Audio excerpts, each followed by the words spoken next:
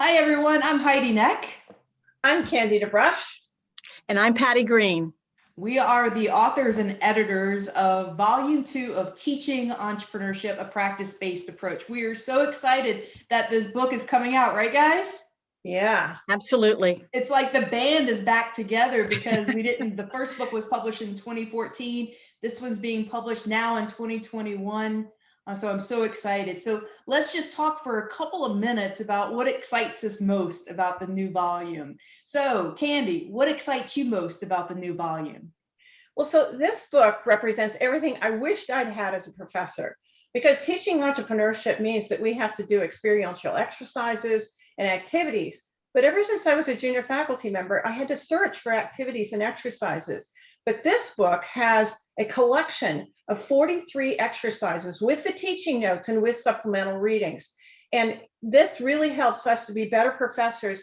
And we are so grateful to all the professors who contributed their ideas and their tried and true teaching exercises to this volume.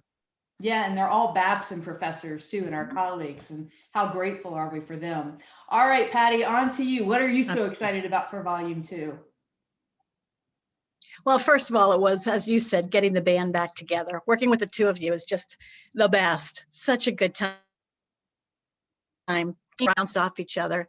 And then for the book itself, you guys know how much I love theory, but I also love practice.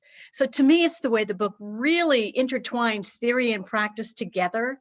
And then, as Candy says, comes up with these exercises or presents these exercises that you can do in any classroom with any kind of student, and really take the theory as far as you want or roll it back in, but really focus on that practice. How do you actually do these things, build these skills? I love that. And Patty, I always borrow a term that you've used so many times, and it's called invisible theory. So yeah. Can you tell everyone who's watching this video what you mean by invisible theory? Sure.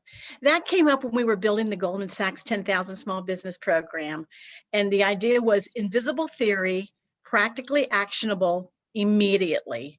It's exactly that thing about, if you're with a group of PhD students, you can roll the theory out as far as you want to. If you're with a group of entrepreneurs, the theory has to be there to guide what you're teaching, but you don't have to sit there and hit them over the head with it.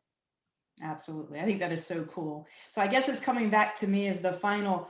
I think what I'm most excited about Volume 2 is that, since 2014, when we introduced Volume 1, I think our thinking has evolved. Mm-hmm. And in Volume 1, and we revisit this again in Volume 2, we had 5 practices around entrepreneurship education. It would be play, creation, experimentation, reflection, and empathy. And as much as we talked about in Volume 1 around these are essential practices in entrepreneurship education, we didn't go as far as saying this is a course development tool. So any instructor looking at these 5 practices needs to look at their course and say, all right, what am I doing around the practice of play, around the practice of creation, around the practice of experimentation, etc. And now we have 43 new exercises organized by those practices in Volume 2. So I love how our thinking has evolved, and it just kind of keeps going further and further. And Heidi, just one more thing. Not only did we organize it by the practices, but you can also search by topic. So if you're interested in how to build a team or customer development or dealing with failure, all these exercises are cross-referenced. So it's easy to find what you're looking for. And the exercises are really fun to teach. That's the other piece. It's fun to be a professor and use these exercises when you're teaching entrepreneurship as a practice. And they've all been tested. And I don't think any of our students were harmed in the testing. So that's a good thing. And also, I forgot to mention, so many of these exercises can be adapted and have been adapted in the book for online, and several exercises are specifically for online teaching. So again, evolution and good timing for that. All right, guys, well, it's been a blast working with you. As always. We have to look forward now to Volume 3 sometime in the future, but as always, it's been fun. Absolutely. Thanks to both of you.